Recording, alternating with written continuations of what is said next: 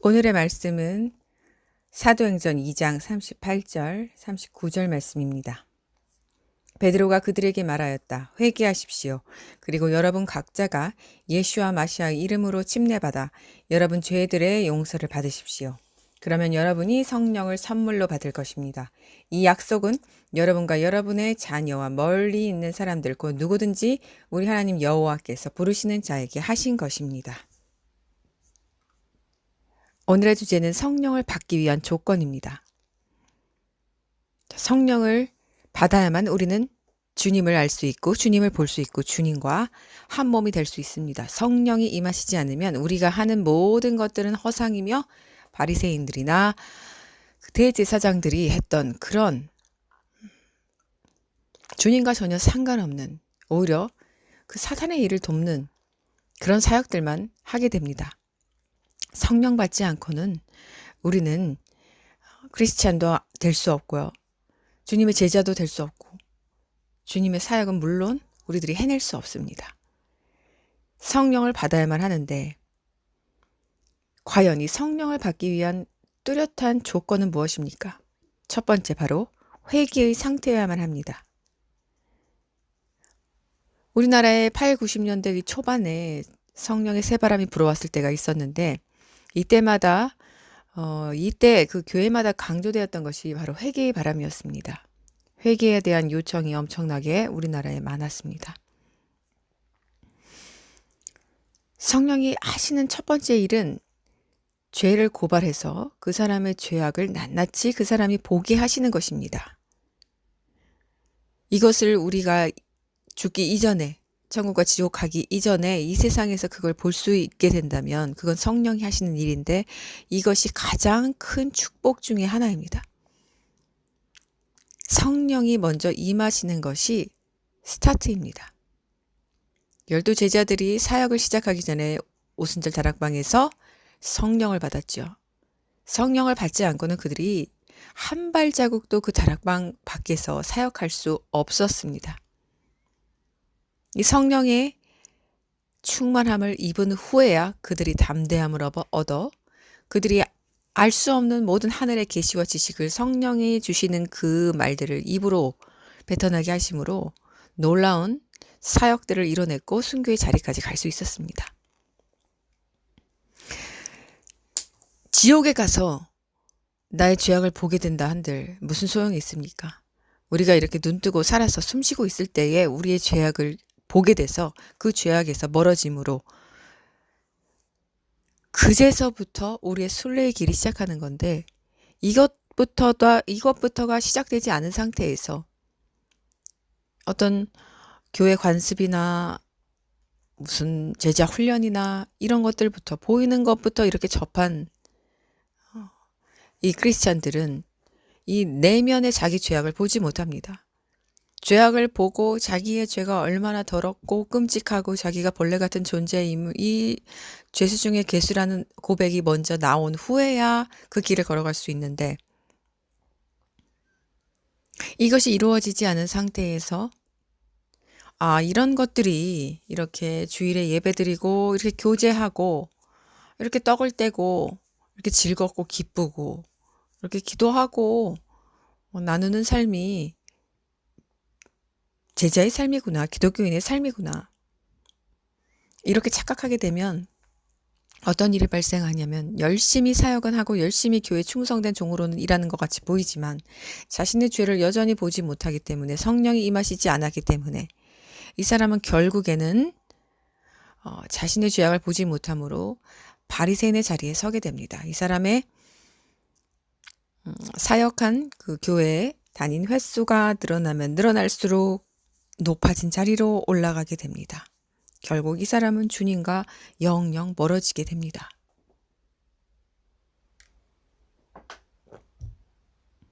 이 성령이 첫 번째 하시는 일, 성령이 임했다는 증거는 우리의 죄를 고발해 주시는 것입니다.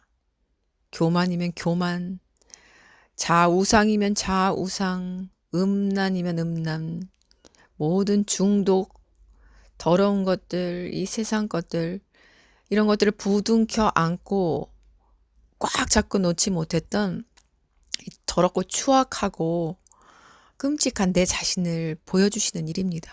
이것을 당신은 보신 적이 있습니까? 이것이 그냥 말로만 하는 나는 내 죄를 회개합니다. 나는 내 죄를 깨닫게 해주신 주님께 감사합니다. 말로만 하는 것이 아니라 이걸 실질적으로 당신의 영혼과 육체를 통하여 그 고통을 통하여 깊은 애통과 참회를 통하여 느끼신 적이 있습니까? 자신의 죄악을 이렇게 끔찍히 여길 정도로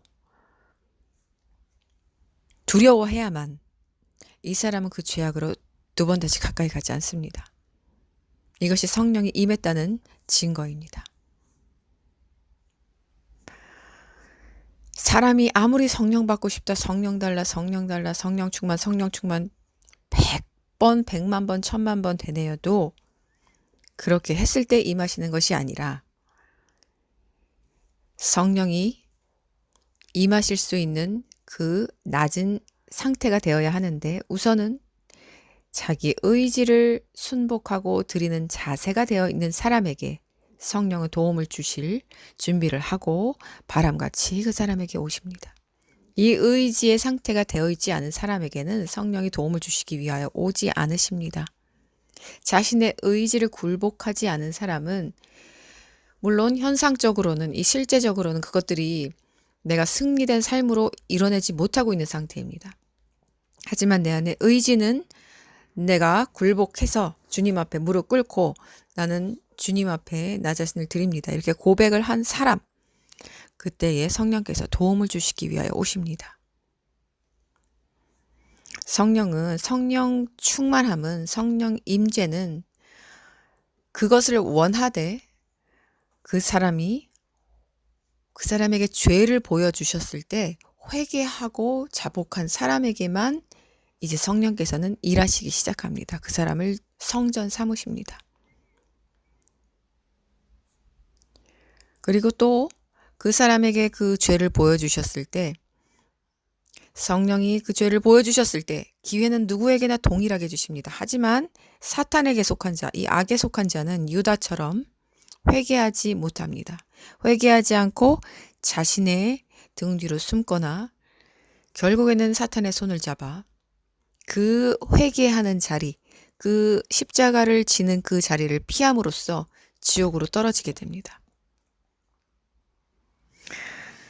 하나님은 악한 자에게나 선한 자에게나 모두 동일하게 햇볕을 내리쬐주고 계십니다. 마찬가지로 12제자에 속했던 그 유다마저도 성령께서는 모두 우리 하나님 아버지께서는 기회를 주셨습니다. 죄를 알고 보게끔 그 죄를 고발해 주셨습니다. 하지만 이 교만하고 악한 자아가 너무너무 큰 사람은, 자기를 놓을 수 없는 사람은 결국에는 주님이 아니라 자아를 택함으로써 죄책감에 빠지고, 그 죄책감은 전혀 구원이 없습니다. 죄책감은 거기에서 이제 나와서 주님을 의지함으로 그 죄책감에서 해방되고 죄와 사망의 법에서 해방되게 해주시는 것이지, 우리가 아무리 죄책감을 가지고 내가 잘못했구나, 이것을 되뇌인다고 우리가 구원을 얻는 것이 아닙니다. 유단하지만 거기에서 끝났습니다. 교만하기 때문이죠. 주님을 의지하지 않고 바라지 않고 원하지 않는 사람의 특징입니다. 두 번째 증거입니다. 죄를 버린 상태여야만 합니다. 그렇게 회개하게 하셨을 때 이제 그 죄악의 삶을 완전히 청산해야 하는 것입니다. 성령은 모든 능력과 권능을 가진 아버지의 영이시지만 인간에게 죄악을 버리게 도와주시는 것이 아니라 먼저 자신이 회개한 후에 그 성령의 도움을 받게 하시는 것입니다. 그럼 인간이 스스로 자신의 의지를 100% 부어서 자기의 몸이든 영혼이든 생각이건 그 안에 죄악의 씨를 뿌리고 먹고 마시던 그 생활을 완전히 스스로 버리는 것입니다. 성령이 알게 해주시되 우리의 죄악을 성령이 버려주시는 건 아니죠. 우리가 육을 입고 있는 것은 우리입니다. 성령은 영이십니다. 성령은 생각으로 우리에게 명령하시고 우리에게 선포하시지만 이것을 해야 하는 주체는 우리의 뇌에서 이제 이거 성령의 그 통치를 받은 상태라면 이 명령을 들은 우리의 뇌가 우리의 각 육체와 모든 이 각 기관에 또다시 두 번째 명령을 내립니다. 너는 이제 이것을 할 수 없어. 너는 이제 이 죄악에서 끊어야만 해. 너의 손은 이제 이것을 훔칠 수 없어. 이 음란한 짓을 할 수 없어. 너의 발로는 이제 그곳에 갈 수 없어. 이렇게 명령을 내립니다. 이것은 우리의 생각이 하는 것입니다. 우리의 의지가 하는 것입니다. 그래서 성령이 내가 죄를 버리도록 도와주신다는 말도 맞지만 버리는 주체는 우리 자신인 것을 기억해야 합니다. 몸은 우리가 입었고 자유의지는 우리에게 주어졌습니다. 모든 죄악의 청산은 우리 스스로가 하는 것입니다. 이것은 그 누구도 도와줄 수 없습니다. 그럴 것 같으면 하나님이 아담과 이브에게 자유의지를 만들 때 그 부분은 완전히 순종하도록 끼워 맞춰서 그들에게 호흡으로 불어넣어 주셨을 것입니다. 하지만 하나님은 그러지 않으셨어요. 하나님은 그들에게 100% 자유의지, 하나님을 택할 의지, 하나님을 택할 수 있는 것, 택하지 않을 수 있는 것, 이 두 가지 길을 그들이 스스로 선택하도록 주셨습니다.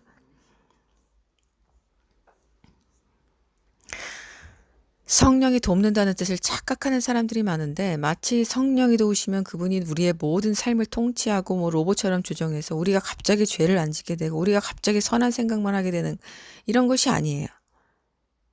이런 것이 아니라 우리들이 이제 중심이 주님께 돌아와서 주님 앞에 바르게 서고자 할 때 우리가 정말 피를 흘리면서 싸우기까지 죄악을 버리고자 할 때 성령께서 도와주시는 것입니다. 죄와 싸워서 이길 수 있는 진리와 능력에 힘을 주십니다. 하지만 여전히 싸워서 이겨야 하는 주체는 우리 자신입니다.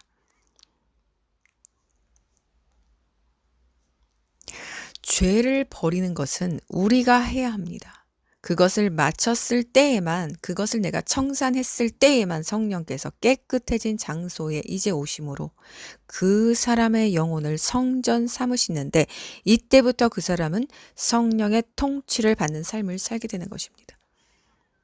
성령의 통치를 받는 삶이란 여전히 성령께 조종받는 삶이 아닌 스스로 자신이 결정하고 택해야 하는 것은 동일하지만 성령께서 강하게 우리의 생각과 마음에 좌정하셔서 깊고 큰 소리로 말씀하시기 때문에 아주 또렷하게 아버지의 마음과 아버지의 뜻을 알 수 있게 되는 것을 말합니다.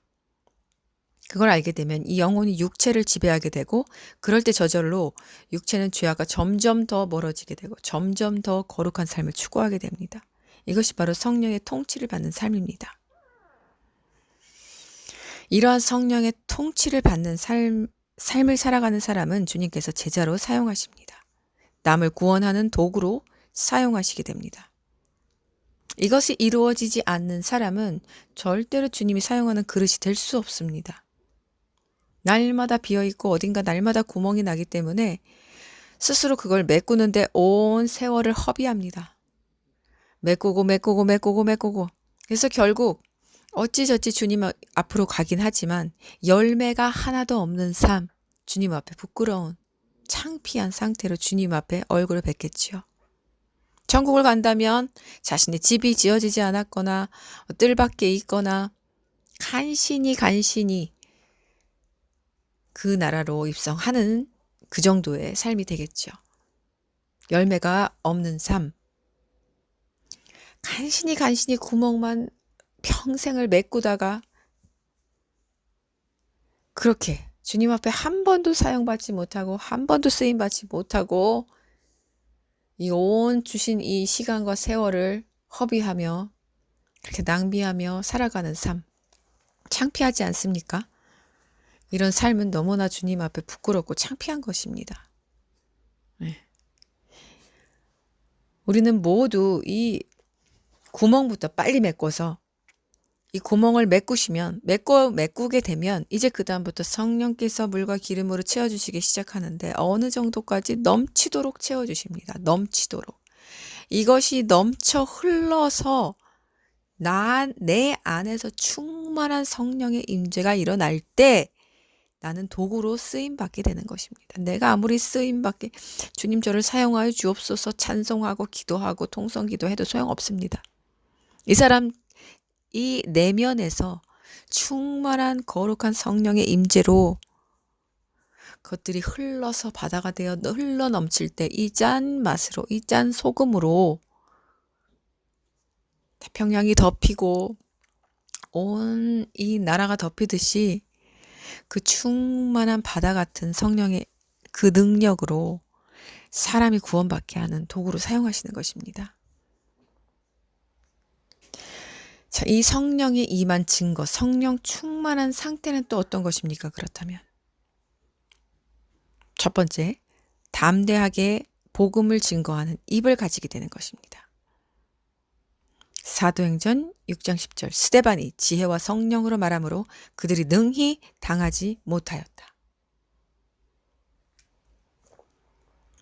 사도행전 4장 31절 빌기를 다하며 모인 곳이 진동하더니 무리가 다 성령이 충만하여 담대히 하나님의 말씀을 전하니라.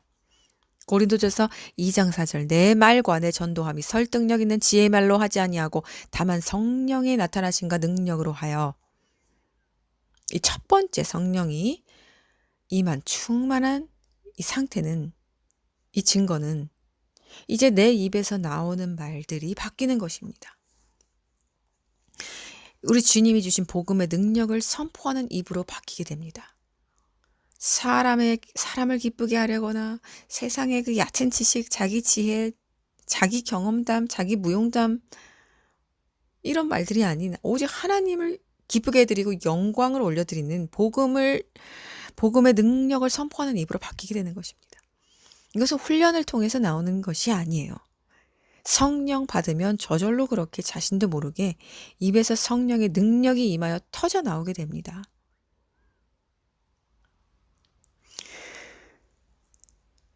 이것에 대한 저는 제 자신이 바뀌었기 때문에 많은 사람의 간증을 듣지 못한 상태였어도 제 자신이 너무 악하고 나 자신의 우상으로 그 우상에 전해서 나오지 못하는 그 감옥에 있던 사람으로 살아왔었기 때문에 저는 제 자신을 잘 압니다.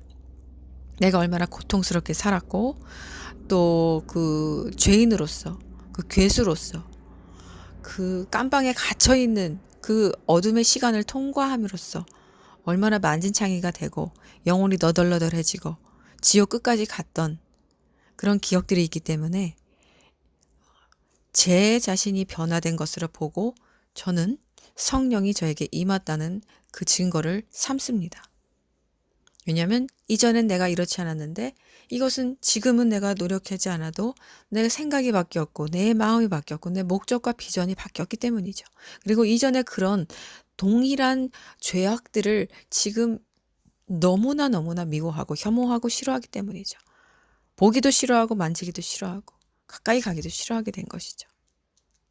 이것은 제가 훈련받은 것이 아닙니다. 성령이 임하니까 저절로 변한 것입니다. 많은 다른 성령 받은 사람들도 저와 동일한 고백을 하는 것을 보았습니다. 한 가지 예를 들자면 훈련이라는 것이, 이런 인간이 만든 훈련이라는 것이 결코 나쁜 것은 아닙니다. 하지만 성령이 임하지 않은 사람이 이런 훈련을 받는 것은 매우 미련하고 어떻게 보면 비참한 결과를 가져올 수 있게 됩니다. 결국 그 사람은 자괴감에 빠져서 주님 곁에서 떨어져 나갈 수도 있게 됩니다. 그리고 오히려 성령이 임하지 않은 상태에서 그런 허울 같은 인간이 만든 훈련들을 받게 되면 그것을 하다가 성령을 받는 사람들이 있으면 좋겠지만 거의 그런 경우를 보지 못했어요. 왜냐하면 성령은 그런 훈련 받는다고 임하는 것이 아니라 자기의 자리를, 이탈한 자기의 자리를, 그 교만한 자리를, 자아를 쳐서 복종시켜서 굴복시켜서 회개할 때 임하는 것이기 때문입니다. 이것은 나와 주님과의 1대1 관계에서만 이루어질 때 성령이 임하시는 것이기 때문에 훈련받고 교육받고 지식을 쌓는다고 성령이 임하시는 것이 아닙니다. 그래서 이런 많은 교회에서 하고 있는 이런 제자 훈련들은 정확히 말하면 아무나 개나 소나 받아주면서 훈련받아라 인원수 늘릴 것이 아니라 성령을 그 사람이 받았는지 안 받았는지부터 확인하고 왜 이 확인하는 걸 두려워합니까? 확인하고 그 사람의 입으로 고백으로 간증으로 삶으로 인정된 사람들만 이 제자 훈련을 받을 수 있어야만 합니다. 이 사람이 제자가 되어서 세상에 나가서 복음을 증거해야만 다른 사람을 실족시키는 게 아니라 빛으로 인도해내기 때문입니다. 성령 받지 않은 사람이 이런 짜여진 스케줄, 룰, 무슨 연예인입니까? 이런 것에 바쁘게 그냥 치여서 훈련받고 뭐 상장 따듯이 이런 것들 무슨 상패를 왜 줍니까? 상패 받고 하다가 자기는 지금 성령도 안 받은 상태인데 성령 받은 줄 알고 착각하고 제자 된 줄 착각하고 박박히는 지금 똥오줌도 못 가르는 애기인데 누구를 먹이겠다고 바깥을 나간다는 말입니까? 누구를 먹이겠다고 누구를 실족시키려고 말이죠. 그래서 이런 사람들에게 모두 상처받은 사람들이 나 교회에서 상처받았네. 나 교회에서 실족했네. 이러고 떨어져 나가서 징징대고 또 돌아다니는 것 아닙니까? 답답한 현실이죠. 참 답답한 현실입니다. 그래서 이런 제자 훈련을 할 때는 반드시 성령을 그 사람이 받았는가를 체크하고 그 그릇이 된 사람들만 아무리 적은 숫자여도 아무리 모자란 것 같아도 그 사람들을 제자 삼아야만 하는 것입니다. 그 사람들만이 리더가 돼야 하는 것입니다. 영적 리더는 개나 소나 아무나 세우면 안 됩니다. 훈련 받았다고 상장 받았다고 사람 눈에 잘해 보였다고 리더를 그렇게 세우니 분별력이 없고 성령의 조명을 받지 못하니 당연히 분별력이 없죠. 장님이 장님을 인도하고 이렇게 만들기까지는 그 위에 높은 곳에 계신 이 목회자들의 그 장님됨이 또 한몫하겠지요.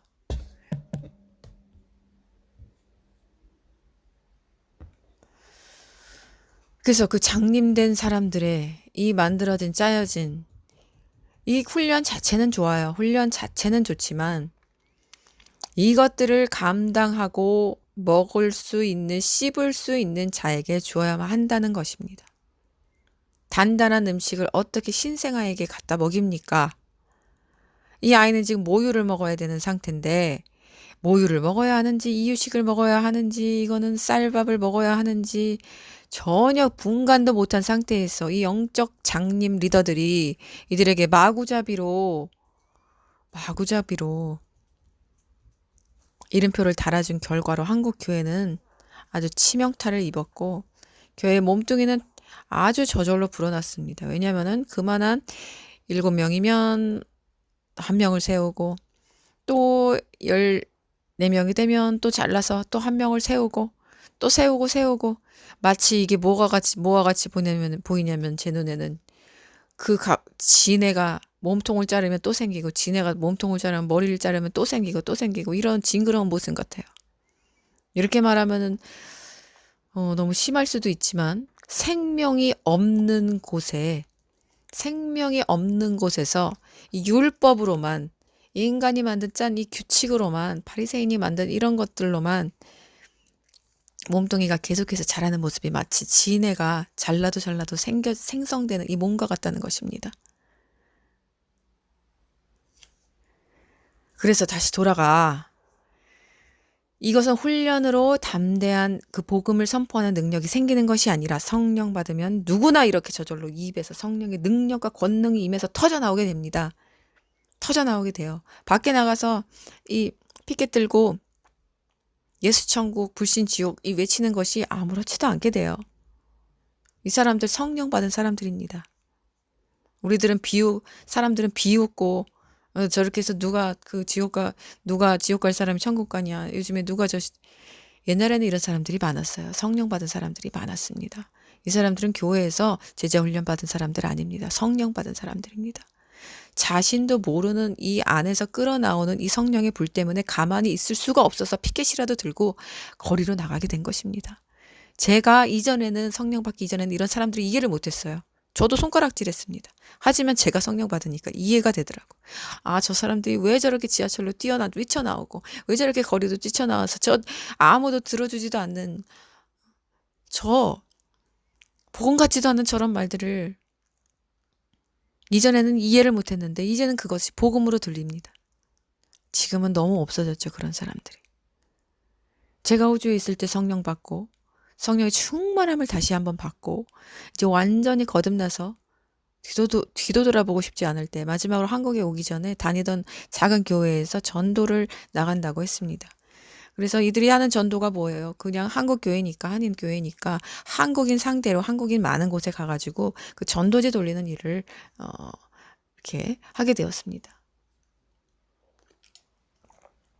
전도지 돌리는 거 귀하죠. 귀합니다. 하지만 성령 받은 사람이 이 성령의 권능을 가진 입으로 한마디를 사람에게 직접 해주는 것이 더 귀합니다. 전도지가 정말 사람을 전도하면 좋겠지만 그것이 아니라 우리 사람은 영적인 존재이기 때문에 영적인 교류로만이 소통으로만이 사람을 구원할 수 있습니다. 전도지를 줄 때 아무나 그냥 무슨 광고지듯이 주는 것이 아니라 한마디 그 사람 눈을 마주치고 한마디로 예수님을 당신을 구원하기를 원하십니다. 당신은 지금 어디로 지금 가고 있습니까? 천국입니까? 지옥입니까? 한마디라도 하고 주는 사람에게 성령이 도움을 주시는 것이지. 무슨 전단지 돌립니까? 그런 것 아무 소용없습니다. 성령의 능력은 성령이 임한 사람으로부터 나오게 되어 있습니다. 그래서 사람을 도구 삼으시는 것입니다.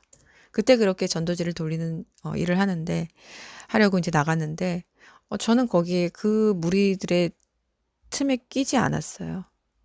뭐 제가 대단하다는 말을 하는 것도 아니고 성령이 임하니까 제가 하지 않던 이런 행동을 하게 되는데 그것들이 그때는 너무 자연스럽게 나왔어요.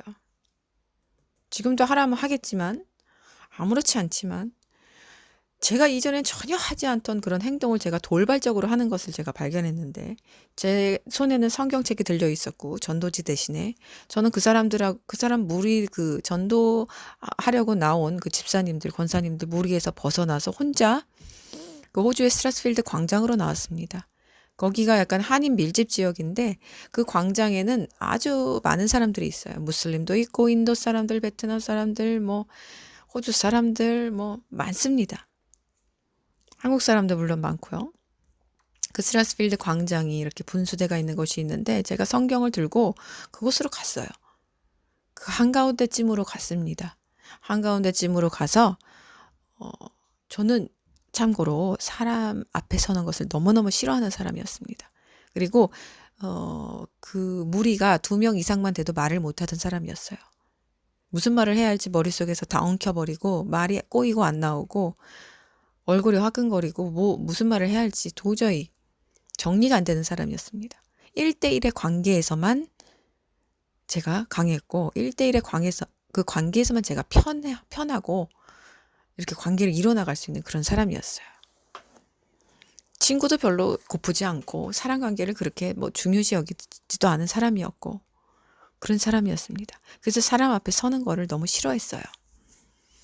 그런데 그런 제가 전단지 돌리는 일을 마다하고 성경책을 하나 들고 한영 성경책을 들고 그 스트라스필드 사람이 가장 많이 모이는 그곳으로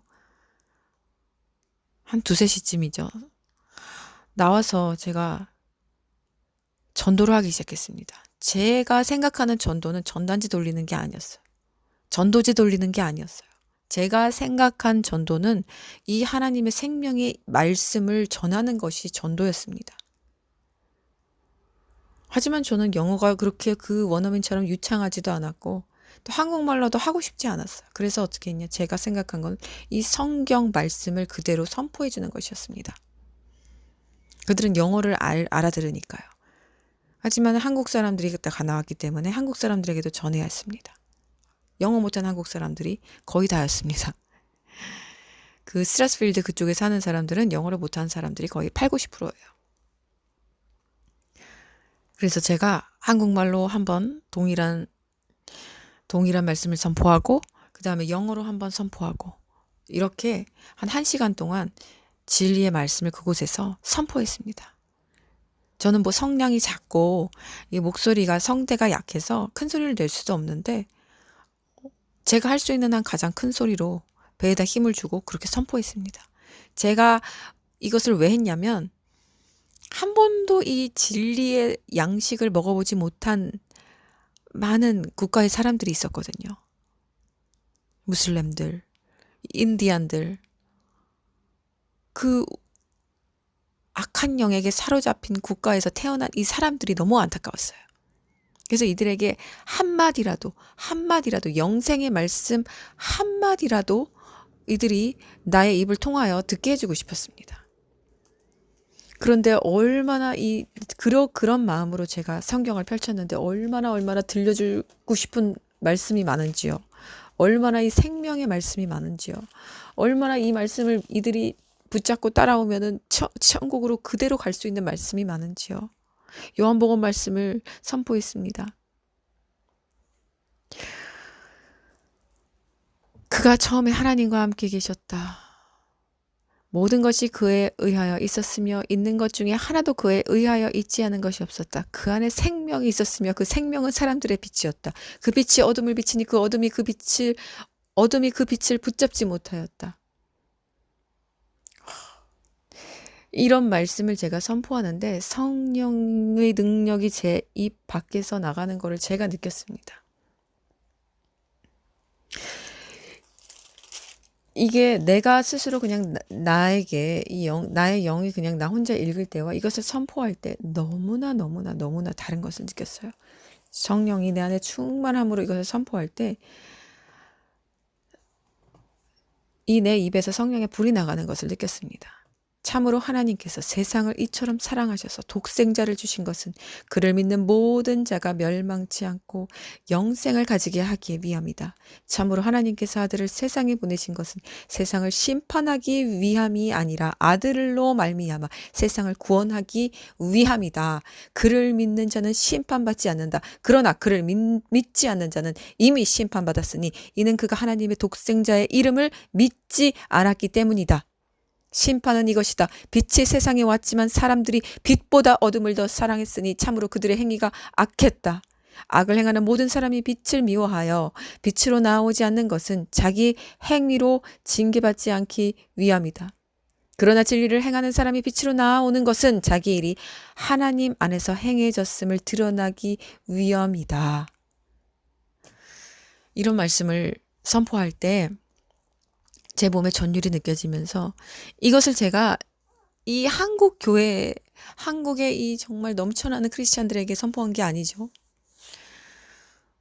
정말 이 심판받을 자들, 어둠 속에 있는 자들, 하나님을 믿지 않고 하나님을 미워하는 이 무슬림, 이 인디안, 이 불교, 이 힌두교, 이 각종 귀신들을 섬기는 이 사람들에게 선포한 것입니다. 그런데 이때 성령의 능력이 얼마나 강하게 나가는지 성령께서 이들에게 얼마나 주님이 안타깝게 외치고 계시는지 제가 느낄 수 있었어요. 제가 마치 몸이 분리돼서 이걸 선포하시고 사역하시는 분은 성령님이시고 저는 마치 이 안에서 이렇게 바라보는 입장으로 분리된 느낌을 받았습니다. 이런 느낌을 처음 받았는데 이런 느낌이 있었던 사람이 있었는지 저도 궁금합니다. 이걸 선포하는 그 대상이, 이 영역이 제가 아닌 것을 제가 느꼈어요. 지금도 저는 이걸 느낍니다. 이렇게 할 수 있는 사람이 아니거든요, 저는. 평소에 얼마나 사람을 이렇게 기피하고 별로 좋아하지도 않고 이런 자리를 싫어하고 앞에 나가서 말하는 것도 해본 적도 없고 하기도 싫어하고 그런 사람이 앞에 저절로 내 발이 움직여서 내 손이 저절로 성경을 핌으로 내 입은 저절로 이걸 선포하고 있는데 이게 제가 하고 있는 것이 아니었습니다. 이것은 성령의 능력이 임할 때, 성령으로 충만할 때 성령이 하시는 일입니다. 그리고 이때 성령께서 사람을 구원하는 일을 하실 수 있습니다. 이 주체가 분리된 것을 알게 됩니다. 그리고 저는 그 성령님께 순복하고 성령님께 기뻐하고 감사하며 영광 돌리는 그 주체로 있게 되는 것입니다. 주님을 따라가는 그 주체로, 주님을 따라가는 그 팔로워로 가게 되는 것입니다. 내가 주님이 아니고 내가 성령이 아닙니다. 하나 된다는 의미는 있지만 저는 그저 주님을 따라가고 그분의 사역을 바라보고 기도하고 따르는 제자로서 가게 되는 것입니다. 이렇게 성령의 이 충만함을 받게 되면 이 뜨거움을 숨길 수가 없습니다. 그렇기 때문에 자기가 이런 지하교회로 가야 하는 국가에 살지 않는 이상 가족, 친구, 직장에서든지 자신이 하나님을 믿는 백성을 자랑스럽게 선포할 수밖에 없게 됩니다. 우상 숭배자들에게도 물러나지 않아요. 제사 문제 너무 쉽습니다. 너무 쉬워요. 가족들에게 거부한다. 나는 이거 제사하지 않는다. 제사 더 이상 우상 숭배하지 않는다. 더 이상 귀신 섬기지 않는다. 이거 말하는 게 하나도 어렵지 않습니다. 너무너무 당연하고 이것을 말함으로써 오히려 자랑스러워합니다. 이것이 어렵고 아직도 사람관계의 그것으로 희노애락을 느끼고 그것들이 불편함을 주고 저 사람이 불편하면 나도 불편하고 이것들이 아직도 오간다면은 이 세상 사람들에게 이 감정 소통이 그대로 된다는 것은 내 안에 성령이 없다는 증거입니다. 성령이 임하면 내 안에 빛이 조명되면 어둠은 모두 물러나가게 되어 있습니다. 어둠은 모두 물러나가게 되어 있습니다. 그리고 어둠을 대하는 게 두렵지가 않게 됩니다. 왜? 내가 더 강하기 때문에, 난 빛이기 때문에, 이 주님이 더 강하기 때문에 나에게 밀려 달려오는 이 벌떼 같은 악한 영들, 이 사자 이리떼 같은 이 무시무시한 이러한 악한 영들이 전혀 두렵지 않게 됩니다. 보이는 것들로 실족함이 없게 됩니다. 왜? 내 안에 빛이 계시니까. 빛이 어둠보다 강하니까. 어둠이 강합니까? 빛이 강합니까? 빛이 있는 곳에 어둠이 빛을 없앨 수 있습니까? 없앨 수 없습니다. 하지만 빛과 어둠이 있는 곳에 누가 이깁니까? 빛이 이깁니다. 빛이 있는 곳에 어둠이 사라집니다. 아무리 작은 촛불을 켜도 촛불을 킨 곳은 밝아집니다. 깜깜해서 아무것도 보이지 않던 곳에 하나둘씩 형체가 드러나며 보이게 됩니다. 아무리 작은 빛이어도 그렇습니다. 하물며 작은 촛불도 그런데 이 거대한 태양빛보다 더 크신 우리 찬란한 성령의 빛은 어떠하시겠습니까? 모든 어두움을 한순간에 소멸시키십니다.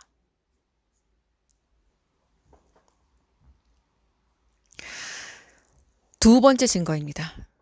두 번째 증거는 육체의 것들과 이 세상의 것들과 멀어지고 하늘의 것들로 누리는 삶을 사는 것입니다. 이것이 바로 성령이 임한 증거입니다. 로마서 14장 27절 말씀. 참으로 하나님 왕국은 먹는 것과 마시는 것이 아니라 성령으로 누리는 의와 평화와 기쁨입니다. 갈라디아서 5장 16절. 내가 이르노니 너희는 성령을 따라 행하라. 그리하면 육체의 욕심을 이루지 아니하리라.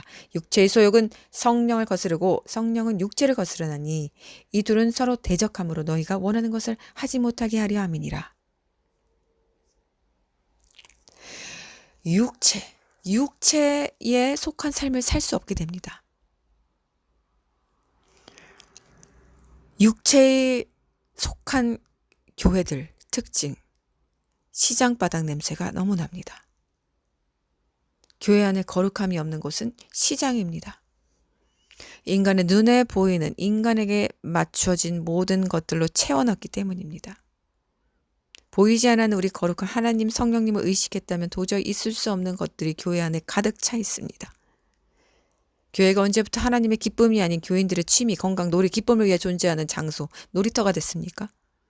교회는 헌금이 이렇게 많이 들어왔는데, 교회는 이렇게 커져 있는데 왜 자꾸 이곳저곳에 교회 성전을 더블로 짓고 수양관을 여기저기 넓혀가고 땅덩이를 사대고, 그런데 왜 우리나라 고아들은 여전히 이렇게 갈 곳이 없어 자살을 합니까? 이 땅의 고아와 과부들은 왜 지금도 이렇게 힘겨워합니까? 그 수양관은 그렇게 넓고 넓디 넓은 그 푸른 초장 같은 천국 같은 땅들에 사람이 없어서 놀고 있는데 이들은 갈 곳이 없고 먹을 것이 없어서 죽어갑니다. 뭐 하는 것입니까? 교회들은. 그 많은 헌금, 자기가 다 움켜쥐고 피땀 흘려 성도들이 낸 헌금으로 도대체 무엇을 하고 있는 것입니까? 더 이상 배를 불리지 않았으면 좋겠습니다. 하나님 나라에 전혀 도움이 되지 않은 일들만 하고 있습니다. 멀리 볼 것도 없어요. 아프리카까지 갈 것도 없습니다. 우린 나라에 고통받는 아이들이 너무나 많아요. 교회에서 가르쳐주지 않기 때문에 분별이 없어서 세상에 나가서 마약하고 중독자 되고 음란물에 중독되고 우울증을 극복한다고 또 들어가서 또 자살을 유도하는 곳에 가서 자살하고 누구의 책임입니까? 이들이 누구의 책임? 이들은 원래 타락한 자녀들이기 때문에 우리들이 신경 안 써도 되는 것입니까? 이들이 누구 책임입니까? 교회 책임 아닙니까? 영적 리더자들의 타락 때문 아닙니까? 우리들이 기도하지 않았기 때문 아닙니까? 왜 이렇게 자살하는 사람들과 청소년과 고통받는 아이들은 넘치고 넘쳐나는데 왜 기름 부음이 넘쳐나는 이 교회에서는 이런 일에 사역을 하지 않습니까? 교회에서는 왜 기독교 대안학교들은 많이들 하고 있는데 갈 수 없는 문턱으로 그렇게 높여놨습니까?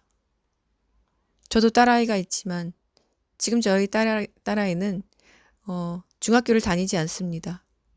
그리고 이미 중2 초반 되는 그 시기에 중학교 검정고시로 패스를 했습니다. 저는 이런 세상적인 지식과 음란과 이런 정말 도박이 난무하는 아이들의 모든 관심과 초점이 이렇게 바벨론에 맞춰 있는 세상 학교에 보낼 수가 없었어요. 그래서 저는 기독교 학교를 물색을 하고 했습니다. 초등학교 6학년 때부터. 그런데 기독교 학교를 너무나 보내기를 원했는데 거기에서 제가 못 가르친 하나님 말씀을 너무나도 하기를 원했는데 보낼 수가 없었습니다. 왜? 이 학교들이 갑부들을 위한 학교들이었기 때문입니다. 이 기독교 학교들이 돈 있는 자들을 위한 학교였기 때문입니다.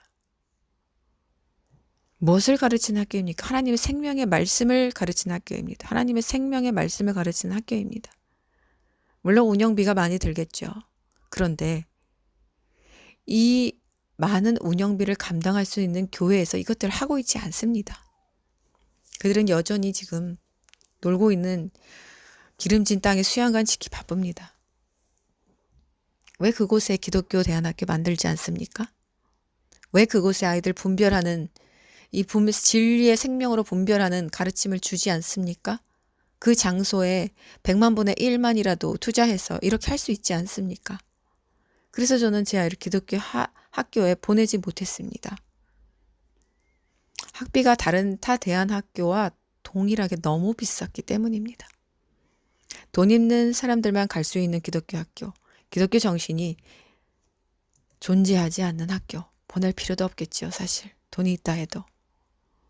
그래서 저는 학교를 보내지 않기로 작정하고 또 백신 사태 이후로 그렇게 작정을 하고 아이와 의논하고 검정고시를 치기로 했습니다. 고등학교까지 그렇게 칠 것이고 그렇게 한 후에 아이가 원하는 방향으로 아이가 원하는 전공 쪽으로 아이를 밀어줄 생각입니다.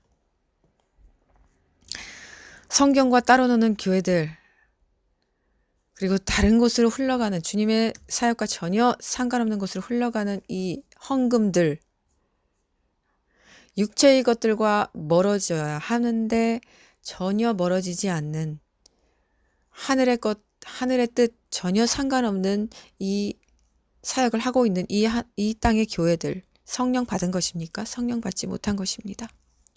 성령을 받았다면 영적 리더자가 도저히 이렇게 양심의 가책을 느끼고 찔려서 할 수가 없습니다. 할 수가 없습니다. 양심에 찔려서 성령님 앞에서 책망받고 꾸지람받고 징계받기 때문에 이런 일들을 할 수가 없습니다. 성경에선 가장 낮고 천하고 불쌍한 자를 여긴 고아와 과부 그들을 도우라고 했습니다. 그들을 도울 때 그들에게 돈 받으라고 했나요? 아니요. 명령하셨습니다. 도우라 그냥 명령하셨습니다. 왜냐하면 그들은 그들의 힘으로 도저히 이 세상에서 아무리 열심히 살려고 해도 살아갈 수 없기 때문입니다. 세상에 도움을 주어야만 살 수 있는 위치에 있기 때문입니다. 악한 자에게도 해를 비춰준 하나님께서 이런 자들을 더 긍휼히 여기시는 것은 너무나 당연한 것입니다. 너무나 당연한 것입니다. 긍휼을 베푸는 사람에게 하나님은 긍휼을 베푸실 것입니다. 육체의 사역을 하지 마십시오. 하늘의 사역을 하십시오. 이것이 성령 받은 증거입니다. 물질은 거짓말을 못합니다. 물질은 반드시 마음이 있는 곳으로 흘러가게 되어 있습니다. 내가 정말 육체의 것들과 멀어지고 하늘의 것으로 누리고 있는지, 이러한 공동체에 머물러 있는지, 이러한 삶을 살고 있는지, 그리고 이 성령 받은 사람들이 모인 교회라면 당연히 이런 것들이 낮고 필요하고 갈급한 곳으로 흘려보내야만 정상적인 교회입니다. 또 스스로 개인적으로 내가 성령이 임했는지 또 어떤 이런 증거를 보여지는 것으로 보고 싶다면 내 생활이 과연 어디에서 이루어지고 있고 내 생각이 가장 머무는 곳이 어디이며 내 실질적인 보이는 인간이 가장 귀하고 귀하게 여기는 이 물질, 돈이 어디로 흘러가는지 출처를 보십시오. 이 돈이 한 달에 과연 어디로 가장 많이 사용하는지를 일반적인 생활비 빼고 나가야 하는 세금 빼고 이 돈이 어디로 가장 많이 사용되어지는지를 한번 지켜보십시오. 물질은 거짓말을 못합니다. 물질은 거짓말을 못합니다. 향유 옥합을 깨트린 마리아 거짓말을 못합니다. 그 향유 옥합이 주님을 사랑함을 증거했습니다. 그것들을 욕하고 손가락질한 옆에 그 성령 받지 못한 그 제자들 증거해 줍니다. 주님을 성령 받지 않았으므로 깊이 사랑할 수 없음을 보여줍니다. 물질은 반드시 마음이 있는 곳으로 가게 돼 있습니다. 한 사람이 술에 마음이 있으면 술을 사는데 돈이 마구 들어갑니다. 한 사람이 먹는 곳에 있다면 맛집 찾아다니고 먹느라고 교제하며 먹고 다니느라고 돈이 글로 다 흘러갑니다. 마음이 옷에 있으면 예쁜 옷, 멋진 옷, 근사한 옷으로 돈이 갑니다. 스포츠에 있으면 스포츠, 건강에 있다면 건강 유지 비용. 그 사람이 가장 관심이 가진 것으로 물질은 흐르게끔 되어 있습니다. 이것은 철칙이고 법칙입니다. 성령이 충만한 자는 당연히 물질이 주님에게로 가게 되어 있습니다. 그리고 그 주님은 그 모인 물질을 가장 필요한 곳, 주님의 사역이 필요한 곳, 낮은 곳, 가난한 곳으로 이것을 흘려보내 주십니다. 주님의 뜻을 세우는 사역에 주님께서 사용하십니다. 그래서 성령이 임하시면 이 거룩한 삶을 사는 것은 당연하고 또 그분의 사역에 우리의 초점과 영의 초점과 물질과 에너지를 사용하도록 성령께서 그렇게 우리를 만드셔 가십니다.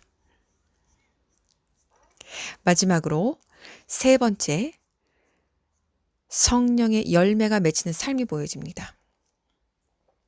오직 성령의 열매는 사랑과 기쁨과 평화와 오래 참음과 자비와 인애와 믿음과 온유와 절제니 이런 것들에 맞서는 법은 없느니라. 그리스도 예수의 사람들은 육체와 함께 그 정욕과 탐심을 십자가에 못 박혔느니라. 갈라디아서 5장 22절. 근데 이 성령의 열매는 안타깝게도 한순간 짠하고 우리 영혼에 맺혀지는 것들이 절대 아닙니다. 이것들은 농사처럼 시간이 필요합니다. 농작물을 거두기까지 많은 수고와 에너지가 필요하며 또 하늘의 절대적인 도움이 우리에겐 필요합니다. 또 우리가 아무리 노력하고 수고해도 성령의 도움, 즉 하늘이 도와주시지 않으면 하나님 비를 제때 적당히 내려주시지 않고 햇빛을 적당히 내려주시지 않으면 포도 한 알갱이도 맺힐 수 없습니다. 영의 농사와 이것과 동일합니다. 우리의 인격은 태어날 때부터 고상해서 주님을 완벽히 닮아 태어나는 것이 아니라 죄 중에 태어나서 죄악의 세상 안에서 살아가고 죄악을 보고 듣고 먹으며 자라갑니다. 그리고 그 죄악 가운데 또 원죄와 가계의 저주의 죄악까지 덮여져서 그 겹겹이 쌓여진 철문으로 막힌 그 죄악의 감옥 안에서 살아가게 됩니다. 하지만 한 사람이 주님의 죽음, 그 보혈을 의지하여 우리의 의지를 자복하여 회개하면 이제 성령의 도우심으로 다시 거듭나게 됩니다. 이때부터 우리는 이 열매를 맺기 위한 우리와의 싸움, 가장 강한 적인 우리 자신과의 전쟁이 시작되는 것입니다. 이때에 우리에겐 이 성령의 열매를 맺는 삶이 시작되게 됩니다. 이것은 절대적인 시간과 자기를 죽이는 그 자아 부인의 훈련의 그 에너지와 시간과 노력이 철저하게 필요한 것입니다. 성령의 권능과는 별개입니다. 자기가 스스로 성령의 열매를 맺기 위해 성령의 도움을 받아가면서 치열하게 날마다 자신을 십자가에 못 박아야 할 수 있는 것들입니다. 자, 이렇게 성령 충만한 사람들의 증거에 대해서 나눠보았습니다. 또 성령을 받았다고 해서 그 사람에게 한 사람에게 성령이 계속 머물러 계시는 것이 아니라는 걸 알아야 합니다. 언제든지 그 사람이 의도적으로 죄를 지을 때는 성령께서 떠나십니다. 한번 거듭난 사람이, 한번 빛을 본 사람이 또다시 의도적으로 죄를 지을 때는 성령께서 떠나가시는데 성령께서는 두 번 다시 회개할 수 없게 한다고 성경에는 나옵니다. 내가 방언받았다고 해서 그 자체가 성령이라고 생각하여 방언하면 성령 충만한 상태라고 착각해서는 안 됩니다. 이거는 성령이 주시는 은사 중에 하나이지 그 자체가 성령 충만한 상태를 말해주는 건 아닙니다. 방언하면서도 사탄에 미혹될 수 있고 영적 교만에 빠질 수 있습니다. 그것은 우리의 성장시켜주는 도구가 아닙니다. 성령 충만의 증거도 될 수 없습니다. 그 성령이 임했다는 어떠한 그 보여지는 것으로는 나타날 수 있지만 성령 충만함의 증거는 될 수 없습니다. 성령과 동행하고 그 성령으로 충만한 삶 안에 있다면은 일어나는 것들은 가장 중요한 것은 다시 우리 안에서 일어나는 이전에는 스쳐가던 아주 작은 죄도 민감하게 볼 수 있는 영적 예리함을 갖게 됩니다. 그럴 때 그 영적 예리함을 가진 자가 주님께 나아가며 거룩을 추구할 때 그 장소에 기름 부으시고 씻어주시며 그 사람을 장성한 영적 군사로 성장시켜 주십니다. 그리고 이 성장한 영적 군사가 바로 성령 충만한 자이며 이 성령 충만한 사람은 당연히 성령의 9가지 열매를 맺을 수밖에 없게 되는 삶을 살게 됩니다. 이 사람은 어떤 것에도 쉽게 흔들리거나 포기하거나 좌절하지 않습니다. 아버지의 영 안으로 들어가서 하나가 되었기 때문에 아버지의 뜻을 모든 사건에서 발견하기 때문에 넘어질 이유가 없어집니다. 이러한 사람이 바로 성령 충만한 사람입니다. 영적 깊이를 갖추고 믿음의 견고함으로 굳건해진 제자로서의 충성된 삶을 살고 있는 사람입니다. 세상과 완전히 구별된 사람입니다. 이것을 들으시는 모든 성도 여러분, 성령을 받으십시오. 하지만 먼저 구하기 전에 성령을 받을 수 있는 조건, 그 영적, 육적인 상태를 만드십시오. 그 후에 온전히 겸손하고 낮은 자리에서 성령을 구하십시오. 성령은 무상으로 주어진 아버지의 선물입니다. 구하는 자에겐 누구든지 주어집니다. 성령을 받으십시오. 그리고 받으셨다면 계속해서 성령으로 충만한 삶을 유지하기 위해 모든 혼신의 힘을 다하십시오. 우리는 현재 전쟁터에 있습니다. 주님 안에서 보호받고 있는 것뿐이지 우리는 아직 이 세상 한가운데 전쟁터에 있다는 사실을 명심하시고 우리는 성령 충만함 없이는 바람에 흔들리는 겨와 같은 악인이라 불리는 그런 가짜 신앙인들이 될 뿐입니다. 자, 성령으로 모두 충만하셔서 성령의 9가지 열매 중에서 가장 부족한 인격의 열매를 오늘도 내일도 꾸준히 맺어나가시는 여러분들 되시기를 축복하며 기도합니다.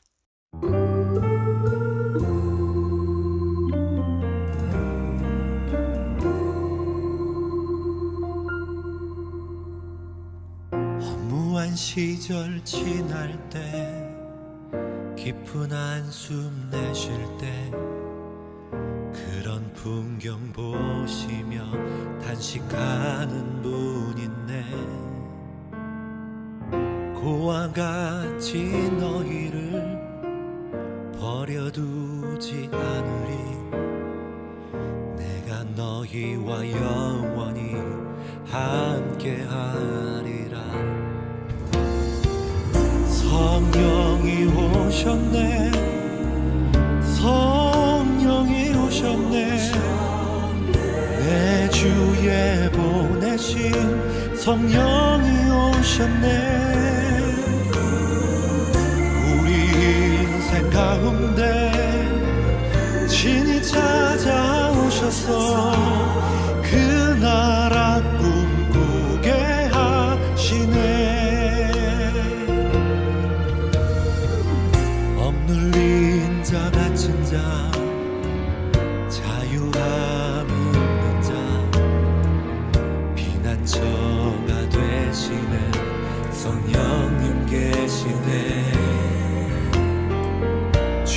성령이 계신 곳에 잠자유가 있다네.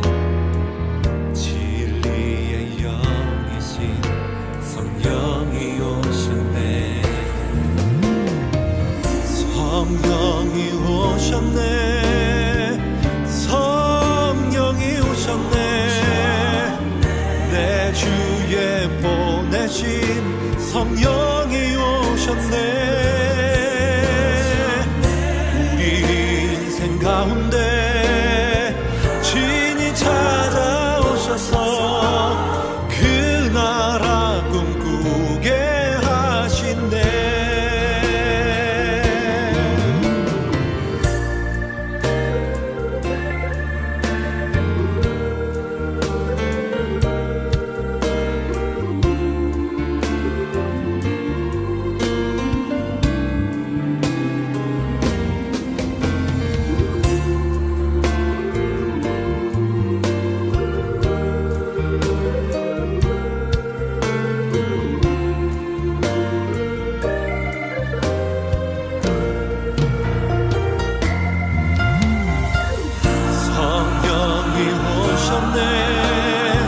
성령이 오셨네.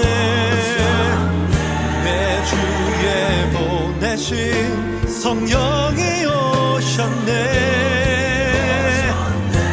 우리 인생 가운데 신이 찾아오셔서 그 나라 꿈꾸게 하신대. 그 나라 꿈꾸게